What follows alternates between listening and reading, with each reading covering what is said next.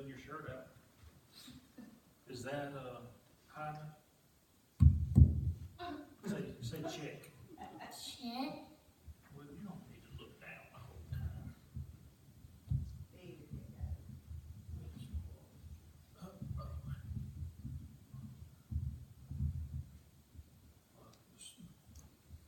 Don't knock it down.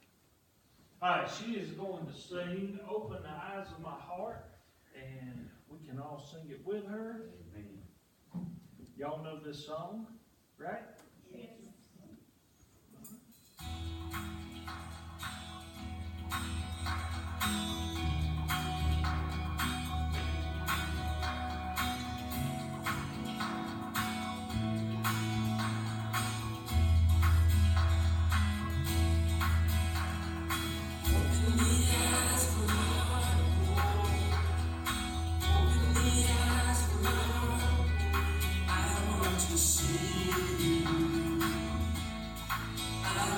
See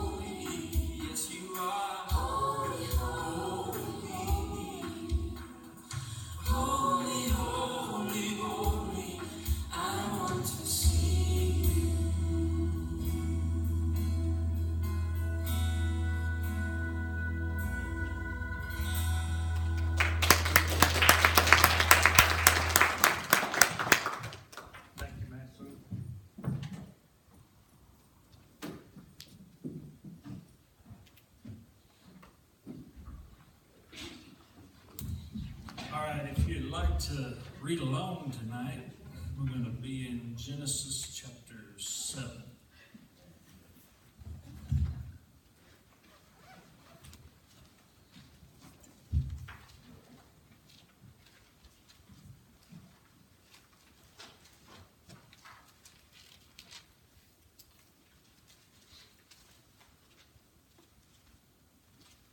I heard a pretty interesting observation today. How many times have you heard somebody say, this being middle Alabama, most people around here pull for like either Alabama or Auburn, but you hear people say that, well, I'm an Alabama fan, but I pull for Auburn's until they play each other. Or I'm an Auburn fan, but I'll pull for Alabama until they play each other. Something like that. This guy said that he was talking, he's a single guy, and he was talking to this single gal, and they were talking about sports. And she said that she was an Auburn fan, an Auburn graduate, but she pulls for Alabama as long as they're not playing Auburn. And he said, well, it's been nice meeting you. And she said, well, what is this about? So why are you leaving? He said, listen, if you can't be faithful to a football team, I doubt you're going to be faithful to me. And he left her. And I got to thinking about that. I'm like, that's not really like faithfulness, I guess. I think that's just trying to cop out and be a good neighbor or a good co-worker or something. But being faithful is all the time kind of thing. Yeah. It's not I'll do it when it's convenient or as long as I don't think it's hurting nobody kind of thing. Faithfulness is an all the time thing that we need to, especially faithfulness to God, we need to be focused on, right? Right. Amen. All right. Now that ain't got nothing to do with the sermon tonight. I'll give you that for free. Now in Genesis chapter 7, verse 1, the Lord said to Noah, go into the ark, you and your whole family, because I have found you righteous in this generation. I guess you want to tie it in. Noah was faithful to God. He had not swayed away and become like everybody else in the land. Everybody else was sinful. Everybody else was choosing to go the route of sin and Satan, and they were just laughing at him while he was building the ark. He had preached to them for 120 years. He told them that it was going to rain, and I'm building this boat because God said that this ark was the only salvation, the only thing that'll save when it starts raining. And they laughed at him because they had never even heard of rain before. They didn't know what rain was. And you telling me that God's going to flood the whole earth? There ain't no way that the whole earth can be flooded with water. There ain't enough water to flood the earth. So how is this going to be? And they laughed at him and mocked him. And nobody believed him. Nobody. Now they had heard stories about their ancestors, about Adam and Eve, Cain and Abel. They had heard these stories. And they knew, y'all, these was just maybe a couple thousand years from the creation of the earth. And they had all just fallen away. But Noah had remained faithful. He was the only righteous man. And his family was saved also.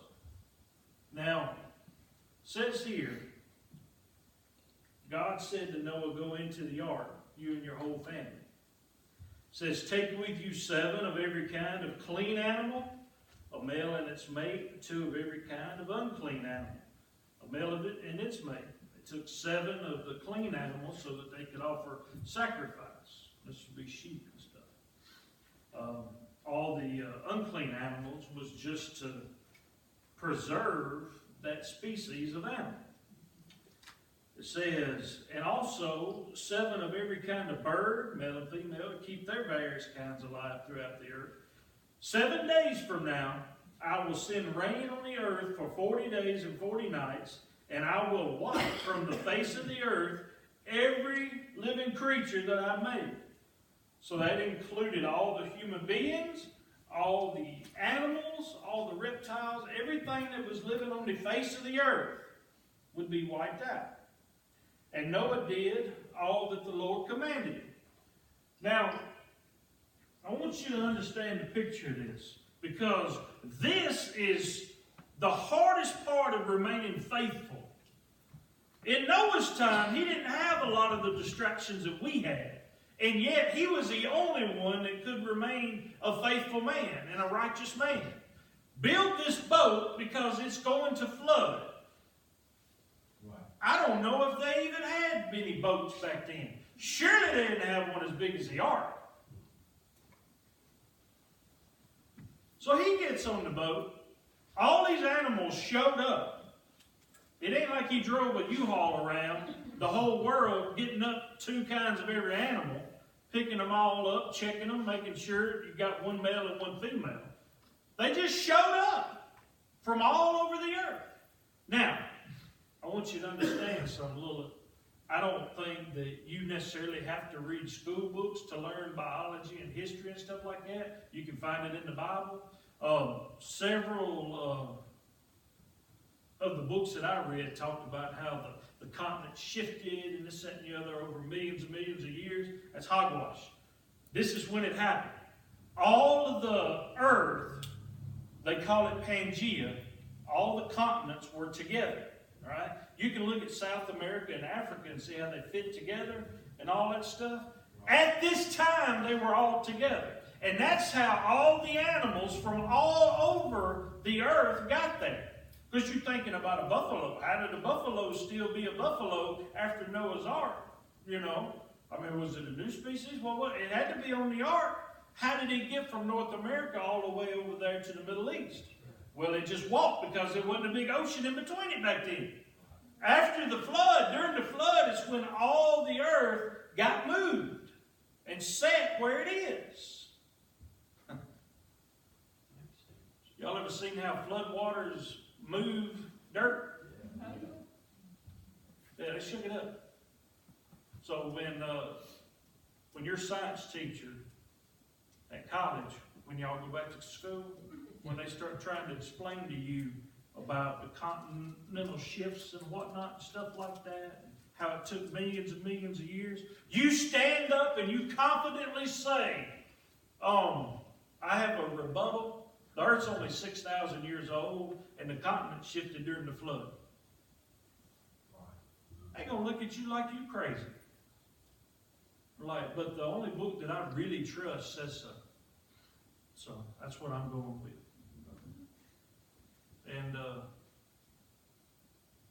that's what it means to remain faithful.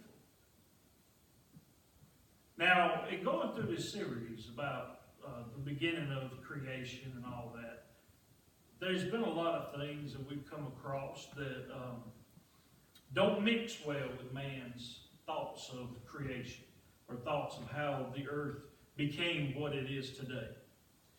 Millions and millions of years to scoop out the Grand Canyon and things like that. It's not really that hard once you think about it. God just did it. And he did it during the flood. When the flood waters receded, every bit of loose dirt and stuff is washed away. You know, you can go mountain climbing in the Himalaya mountains, and once you get up to about 10,000 foot of elevation, which is not very high over there, you can just go walk out in the woods and find seashells. Up that high above sea level now, 10,000 feet above sea level, there's a seashell. Now, seashells only come from the sea, right? How'd they get up there? Somebody just towed them, Hansel and Gretel just, they just left them jokers all out in the woods? The sea was up that high. You don't believe me? Listen. Yeah, I believe. Yeah. Well, we was working a job and we camped right outside called Toggleville. Mm-hmm. We was finding shark's teeth on the ground after they cleared the woods found Indian artifacts. They shut the job down, and the University of Alabama come over, and they had the job shut down to the archives people could excavate all that stuff and get all the Indian artifacts they could. And then you could just look around the ground and find little shells and shark's teeth. And hey, it's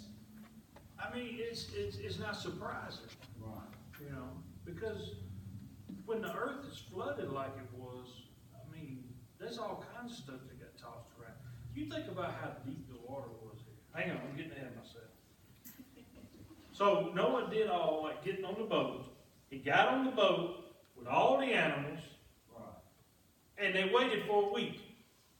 Just sitting there, in the dry, sitting there. Now, I don't know about you, but if I was told to build this ship, and it took me 120 years to build it, and all these animals come walking up, and we all got on the boat, and we all sitting there, and you could still hear the people outside, they all probably, sneering and hollering, yeah, Noah's on his boat. It ain't raining yet. What is that? Oh, it's going to be real misty in the morning. I bet it's going to just wash him away. I imagine he's sitting there and wondering, was this a mistake? Is this going to happen? Is this going to be for real? I would have done that. But I don't think Noah did. Because if he was faithful enough to build that thing, as long as it took him, and to see all these animals miraculously come to the boat, I'm sure that next week wasn't that hard. But can you imagine the anticipation, waiting on it? And then all of a sudden you hear something. It's like, what is that? And then it's more and more. All of a sudden the water's falling from the sky, and then it just starts pouring down. And it rains for 40 days and 40 nights. Now, the first couple of nights, there was probably a little bit of, fear coming up on the people outside. But man, as that water started rising, there had to be panic. And you're talking about thousands upon thousands of people right outside the ark banging on that thing. Let me in. I believe. I want to be saved now.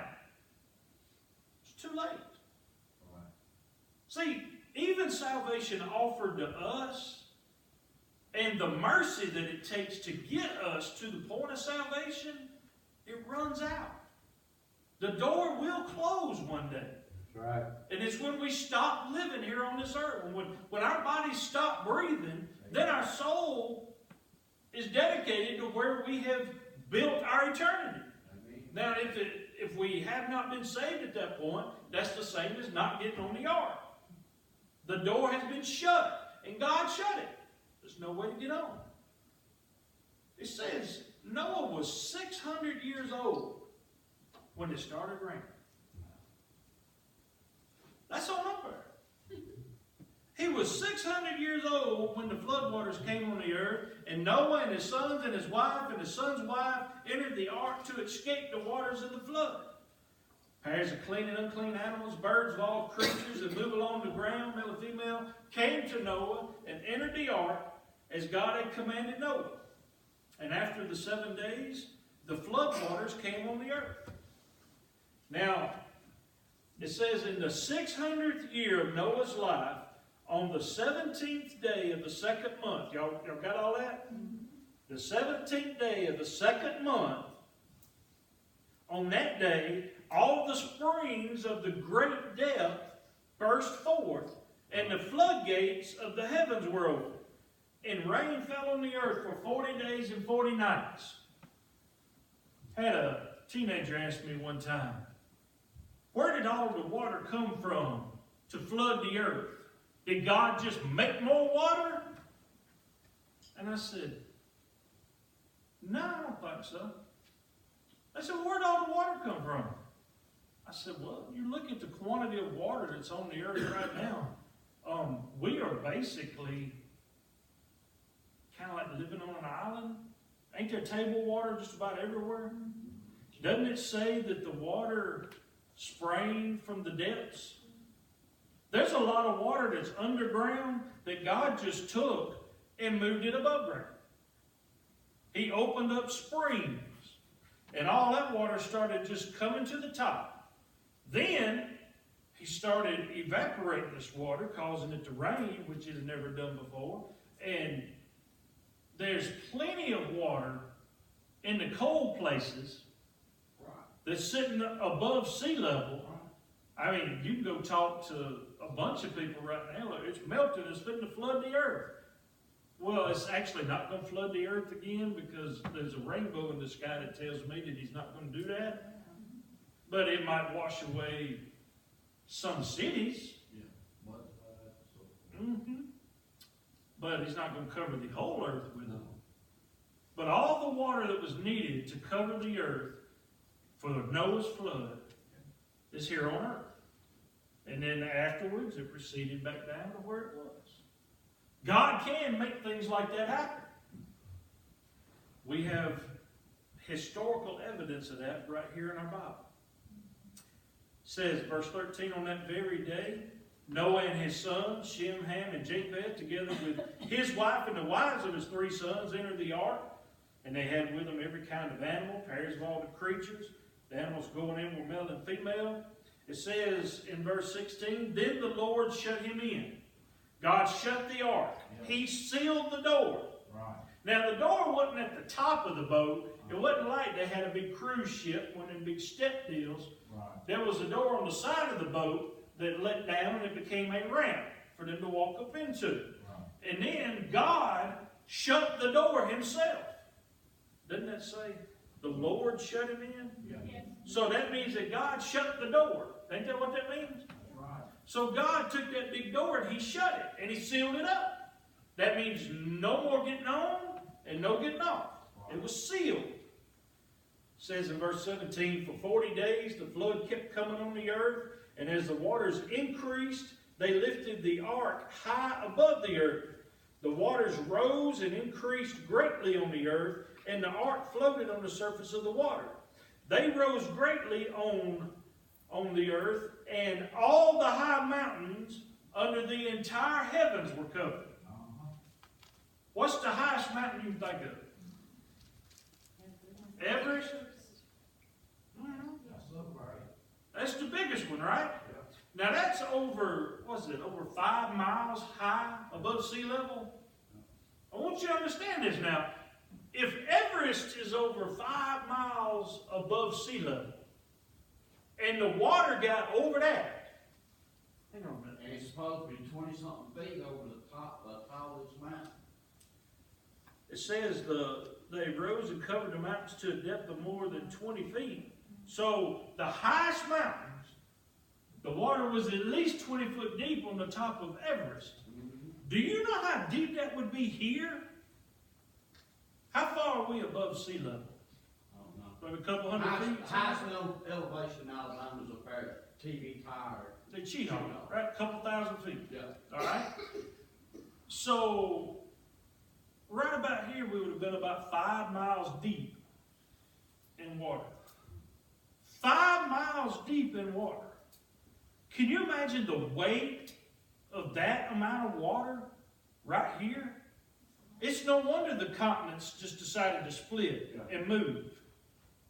It's no wonder that mountains were formed and valleys were scooped out and canyons were formed and things like that. Stuff that they say would have took millions of years to do, it didn't take millions of years. It actually took a little over a year. That's all it took. So it rained for 40 days and 40 nights. And that's how high the earth got. It says, every living thing that moved on the earth perished. Birds, livestock, wild animals, and all the creatures that swarm over the earth. And all mankind. Verse 22, everything on dry land that had the breath of life in its nostrils died. Every living thing on the face of the earth was wiped out. Men and animals and the creatures that move along the ground and the birds in the air were wiped from the earth. Only Noah was left, and those with him on the ark. The flood waters flooded the earth for 150 days. So it rained for 40 days and 40 nights. Rained solid. Water got super deep. 5-6 foot or 5-6 miles deep. All the life was wiped out. And then they floated on that boat for 150 days. Man. Now, if you go on in the next few chapters, it said that the waters began receding. And on the second month, it was when Noah was a year older. And it was actually the second month after the flood had started. So for a year and a month, they spent on that boat. And when the waters receded, everything had changed. Now there were seas and oceans and things that land wasn't where it used to be, and the boat came to rest on the top of Mount Ararat. People have searched for it and looked for it, but I don't know if any of it's still there or not. Once it landed, and all them animals got off of it, and they all went to where they were, and I'm sure at that point, them animals had to hightail it, because there were some that had to get all the way out to the other side of the land before everything settled. Wow. You know what I mean? So the buffaloes had to get back home right quick, because stuff's going to start rocking. Because when you take a piece of dirt and you wet it, and then you dry it out, that stuff just goes to cracking. And then it settles. So everything went exactly where God wanted it to go. Now, Noah, being 600 years old, is tasked with a big old task now. Anybody know how old his wife was? I figure she's on up there too. All right? She might have been a little younger. She might have been in her 500s. All right? But they are told, along with Moses or Noah's sons and daughter-in-laws, they're told to repopulate the earth.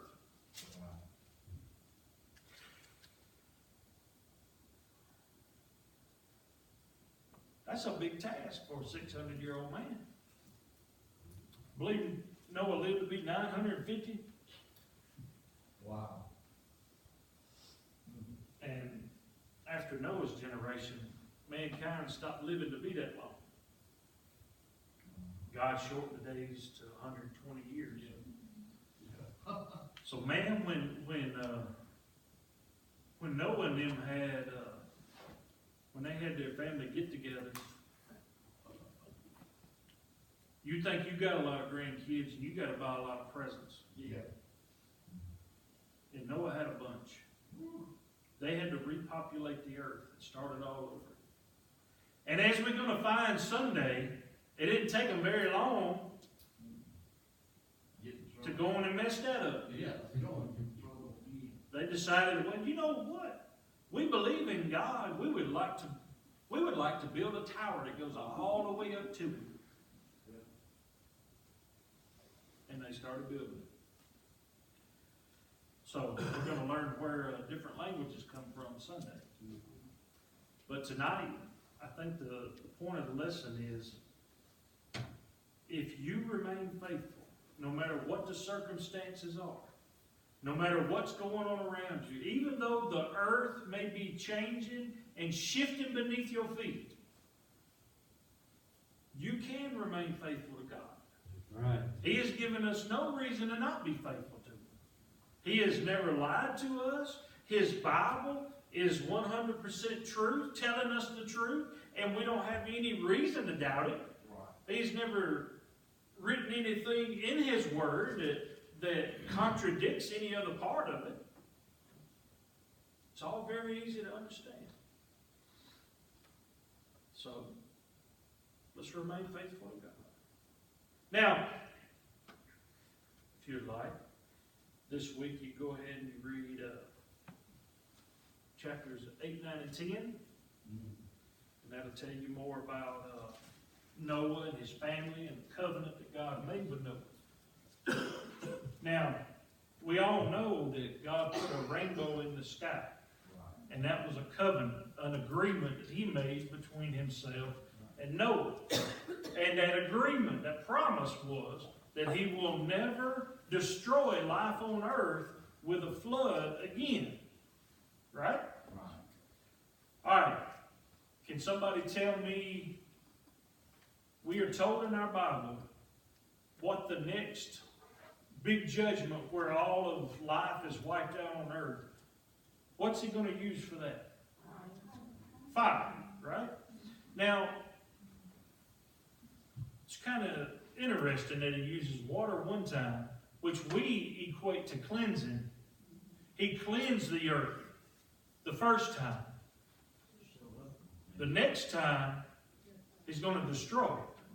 He's going to purify it. Fire gets away all the impurities where they can't come back. And he gave a little bit of a hint by that fire that just happened out there in California. Mm-hmm.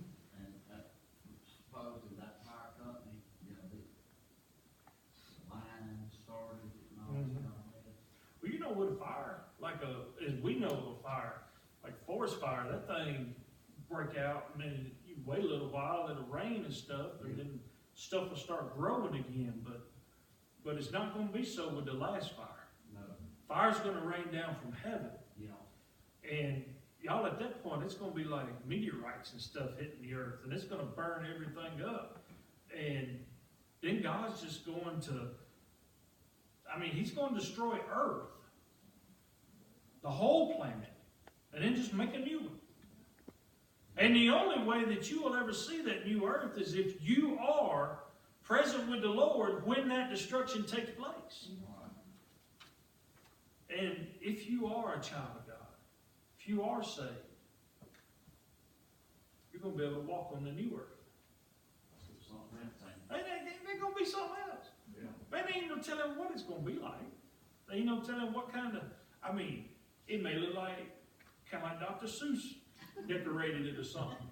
It may be, we may have weird looking stuff, or, it may be like we know it. We don't know, but it's going to be beautiful, whatever it is. And it's going to be without sin. There ain't going to be no, you walk through the woods, ain't going to be no beggar lice, there ain't going to be no thorns. It's going to be nice. You ain't got to worry about a skunk coming up spraying you. They're going to all be nice. They're going to come up to hello, monsieur, how you doing? And like Pepe Le Pew, but they ain't going to spray you, Bears come up, and they're going to be like, what's up? And you just pet them and stuff. They ain't going to bite you or nothing like that. It's going to be like that one day. Yeah, you get a real bear hug. And it's going to be nice. I plan on riding some of them, I hope it's like that. I hope. It's going to be. I hope you get to play with bear. Yeah, we're going to get to. The animals will be there. We're going to get to play with them. It's going to be great. Oh, we got any deer hunters in here? You're not going to eat them then? You're just going to pet them. They just going to come up and they're going to be like, hey, Tim. This is going to be nice.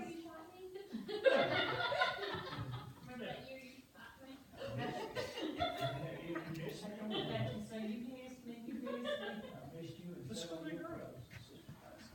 So what we should do is prepare, kind of like Noah did, for the cleansing of the earth. We need to prepare for the destruction of the earth, and try to get as many folks ready as possible.